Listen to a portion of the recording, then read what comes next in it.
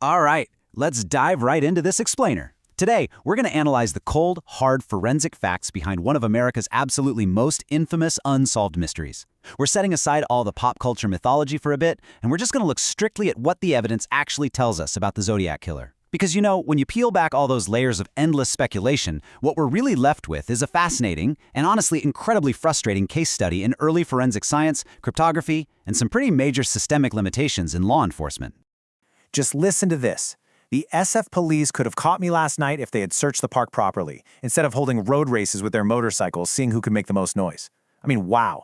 This chilling taunt, mailed straight to the San Francisco Chronicle right after a murder. It perfectly captures the killer's brazen manipulation of the media, right? And of course, the agonizing missteps of law enforcement. He wasn't just a murderer, he was this theatrical antagonist who completely weaponized the press to build up this larger-than-life persona. And just to put the stakes into perspective here, the grim reality is that, according to the Murder Accountability Project, over 5,000 people get away with murder every single year in the United States. 5,000. So, getting away with murder isn't just some crazy relic of the 1960s. Despite all our massive advancements in DNA and forensics today, it's a continuing reality. The methods might be outdated, but the outcome for sure isn't. So, to really grasp this complex case, we're going to break it down into 5 parts. A pattern of terror, the physical evidence, cracking the ciphers, evaluating the suspects, and finally, why he got away. Starting with Part 1, a pattern of terror. Let's look at the spatio-temporal shift. So over a span of just 10 months in 1968 and 1969, the killer's methodology aggressively escalated. It's actually terrifying to track. He started in December 1968 targeting high schoolers in this isolated rural lover's lane using a .22 rifle. But by July, he moves into a suburban park with a 9mm pistol.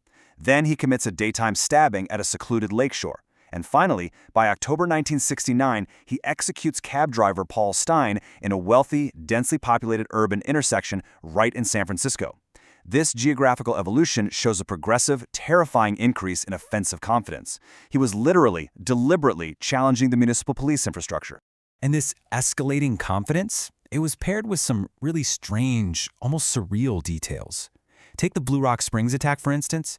The survivor, Michael McGough, was wearing 3 sweaters and 3 pairs of pants that July night because he was self-conscious about his weight. That's a detail that might have inadvertently saved his life by absorbing some of the gunfire. Or think about the Lake Berryessa attack. The killer approached his victims in broad daylight wearing a hand-sewn, square black executioner's hood featuring his signature crosshair symbol. I mean, it was a totally calculated theatrical costume designed entirely for intimidation and anonymity. Which brings us to Part 2, the physical evidence, and what was actually left behind. Now, despite the myth that this guy was some sort of ghost, he absolutely did leave things behind. The crime scenes yielded some very vital physical artifacts. We've got ballistics linking multiple scenes.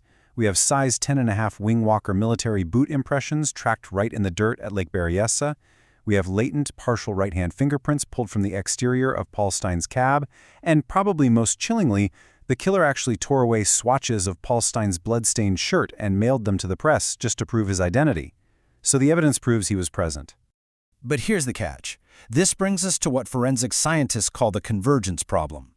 Forensic realism basically dictates that a shoe print or a partial fingerprint is practically useless for identification unless it can be matched directly to a known suspect sample. So the Zodiac case has all this ballistic linkage, trace evidence, and fingerprints, but they exist in complete isolation. None of these artifacts intersect decisively with a single identified individual. And without that convergence, well, you simply cannot make a legal identification. Let's move on to Part 3, cracking the ciphers, the cryptographic taunts. To turn his localized crime spree into a terrifying public spectacle, he mailed these mathematical puzzles to the press. He famously employed a technique called homophonic substitution. Now in English, the letter E is the most common, right? So if you just substitute E for one single symbol, codebreakers will spot it instantly based on frequency. But homophonic substitution maps multiple different symbols to a single high-frequency letter. He used this to scramble his terrifying messages, bragging about collecting slaves for the afterlife, and even threatening to blow up school buses. And the contrast between his ciphers is just staggering. His first one, the Z408, was actually cracked by civilians. A school teacher and his wife solved it in mere days. They just used pen and paper, smartly guessing that a serial killer would probably use the word kill, which gave them that double L pattern. But his second major cipher, the Z340, that took 51 years to crack. 51 years.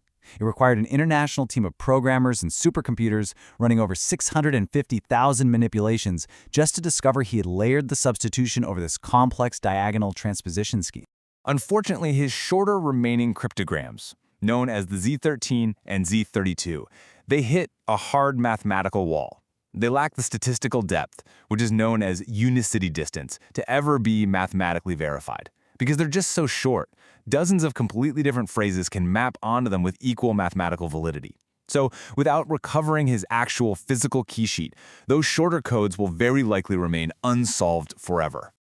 On to part 4, evaluating the suspects. We're looking at circumstantial links versus forensic reality. So with all these tantalizing clues, how on earth do you have so much circumstantial noise but zero convictions? Well, it all comes back to that convergence problem. Take Arthur Lee Allen, the most famous suspect. The guy wore a size 10.5 shoe, he owned a literal Zodiac brand watch with the crosshairs logo, and he took kids on trips to the exact areas where the murders happened on the exact same weekends. Yet his fingerprints, his handwriting, and his DNA from the stamps, a complete negative match. Or take Paul Dorr. He was a Mensa member who published explosive guides containing the exact same chemical ratio error as the Zodiac's bomb diagram. These are incredibly suspicious circumstantial behaviors, yet zero physical forensic evidence legally links either of them to the crime scenes. As you can imagine, the pressure to solve this maddening case was immense, and it even ended up consuming the lead SFPD investigator, Dave Toschi. Toschi was famous for his loud plaid suits and his quick-draw shoulder holster. It was a style so iconic it literally inspired Steve McQueen's Bullitt and Clint Eastwood's Dirty Harry. But the stress of examining over 2,000 suspects basically broke him. His stellar career was completely derailed when he was caught sending anonymous fan mail to a newspaper praising his own investigative work. It ultimately led to his removal from the homicide detail. Which brings us to our final section, Part 5, Why He Got Away, the Systemic Limitations and Errors. So how did this guy actually slip through the cracks of justice? Consider this agonizing dispatch error in Presidio Heights. At 9:55 p.m., teenagers witness Paul Stein's murder and report a white male suspect.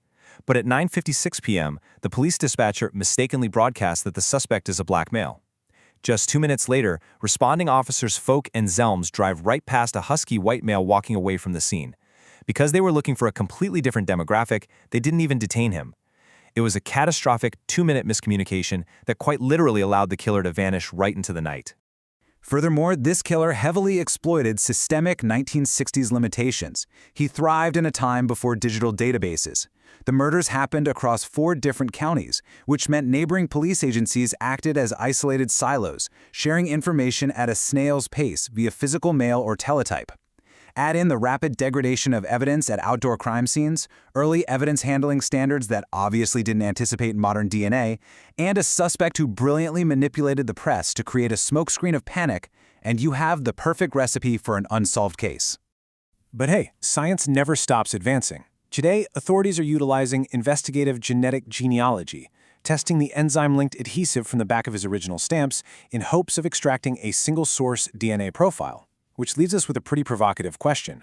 Will the very letters he used to taunt the police and build his terrifying mythology ultimately be the biological key that solves the mystery once and for all? Thanks for joining me on this explainer, and keep questioning what you think you know.